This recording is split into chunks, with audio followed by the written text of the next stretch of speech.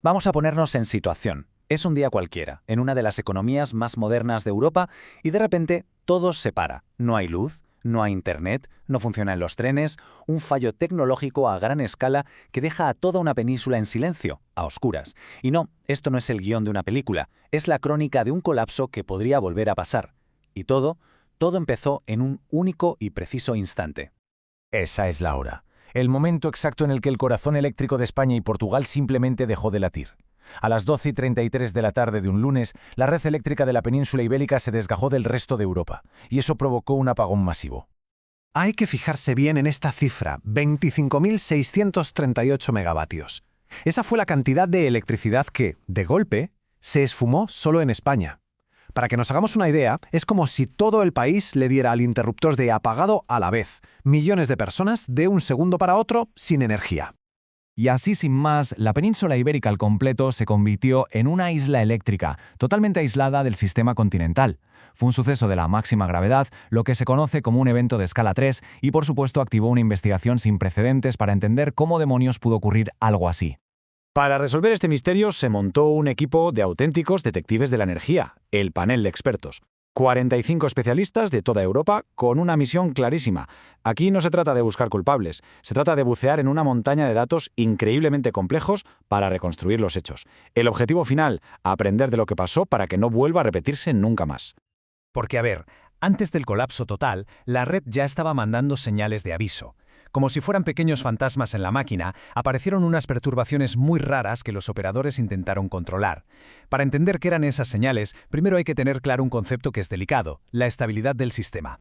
Pensemos en toda la red eléctrica europea como si fuera una peonza gigante. Para que no se caiga, tiene que girar a una velocidad perfecta y constante, 50 hercios, siempre. Cualquier problemilla, por pequeño que sea, puede hacer que empiece a tambalearse. Y si ese tambaleo no se corrige a tiempo, pues la peonza, en este caso la red entera, se cae. Pues bien, el panel de expertos identificó dos tipos de estos tambaleos. Por un lado están las oscilaciones locales, que es como si una pequeña parte de esa peonza vibrara por su cuenta. Son un problema, sí, pero más o menos manejable. Pero luego están las oscilaciones interárea. Y esas, amigos, son mucho más peligrosas. Es como si media Europa intentara girar en contra de la otra media. Un choque de trenes a escala continental. Y aquí es donde la historia se tuerce. A las 12:03 aparece una de esas oscilaciones locales. Los operadores reaccionan rápido, reducen la energía que se exporta y tocan la configuración de un enlace clave de alta tensión. Y oye, consiguen frenar el tambaleo. El problema es que esa solución tuvo un efecto secundario que nadie esperaba. La tensión en toda la red de la península empezó a subir, y a subir peligrosamente. Y justo entonces, a las 12:19, apareció el segundo fantasma, el peor de todos. Una oscilación interárea que puso a vibrar a toda la península contra el resto de Europa. El escenario estaba ya preparado para el desastre. La tensión por las nubes, la red entera tambaleándose, el equilibrio era increíblemente frágil. Ahora empieza la cuenta atrás. Vamos a ver cómo fue la cascada de fallos que llevó al colapso, segundo a segundo. En menos de 25 segundos todo se vino abajo.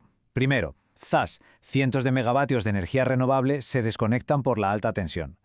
Eso crea un desequilibrio brutal que hace que la tensión suba todavía más. El sistema, desesperado por encontrar energía, hace que la frecuencia, la velocidad de nuestra peonza, se desplome en picado.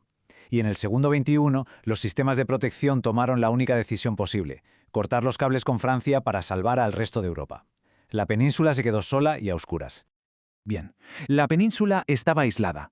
Pero la gran pregunta es, ¿por qué hubo un apagón total en vez de estabilizarse como una isla? La investigación sacó a la luz un fallo crítico, una vulnerabilidad que estaba escondida en el corazón del sistema. 451,4 kilovoltios. Este fue el pico de tensión que se alcanzó en la red española. Para que nos entendamos, es un nivel extremo, muy por encima de los 400 kilovoltios para los que está diseñada. Fue esta presión tan brutal la que sencillamente lo reventó todo. Y aquí viene un punto que es clave. Las normativas, tanto la española como la europea, exigen que todas las centrales eléctricas, incluidas las renovables, aguanten picos de tensión elevados, hasta 435 kilovoltios.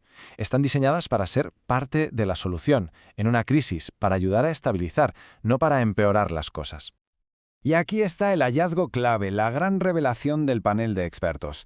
Un número muy importante de generadores, sobre todo plantas solares y eólicas bastante nuevas, se desconectaron a niveles de tensión que según la ley, según el código de red, deberían haber aguantado sin problemas. O sea que en lugar de ayudar a estabilizar la red, lo que hicieron fue acelerar el colapso. Esta era la pieza que faltaba en el puzzle. Y del caos del colapso pasamos al esfuerzo titánico de la recuperación. Porque arrancar un país entero desde cero es, sin duda, una de las tareas más complejas que existen en el mundo de la ingeniería.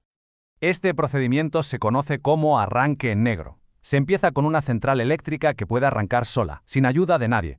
Con ella se crea una pequeña isla de energía estable. Y a partir de ahí, poco a poco, con una coordinación milimétrica, se van expandiendo esas islas, conectando más centrales y más consumidores, hasta que por fin se pueden volver a unir todas las piezas y reconectar con Europa. Es como hacerle la reanimación al corazón de un país, descarga a descarga. Fue un trabajo colosal que duró horas. Portugal consiguió restaurar su red principal poco después de la medianoche. A España, con una red muchísimo más grande, le costó hasta las 4 de la madrugada. Y el mercado eléctrico, que es la última pieza, no volvió a la normalidad hasta casi 24 horas después del inicio de todo. Entonces, ¿qué hemos aprendido de este evento tan catastrófico? Bueno, pues el informe de los expertos da unas conclusiones iniciales que son muy claras y que marcan el camino a seguir. La clave de todo fue esa combinación fatal. Por un lado, unas condiciones de red muy inestables, con oscilaciones y alta tensión, y por otro, un montón de centrales eléctricas que no se comportaron como debían. El trabajo del panel, por cierto, no ha terminado. Su informe final tiene que profundizar en las causas de fondo y dar recomendaciones para blindar no solo la red ibérica, sino todo el sistema europeo. Y todo esto nos deja con una pregunta fundamental, la pregunta del millón para el futuro. La transición a las energías renovables es imparable y además es necesaria, pero este evento demuestra que meter un montón de tecnologías nuevas en una red que se diseñó hace décadas tiene unos riesgos enormes. Así que la pregunta ya no es si podemos, sino cómo vamos a rediseñar nuestras redes para que sean lo bastante fuertes, inteligentes y resistentes para aguantar el futuro energético que nos guste o no, ya está aquí.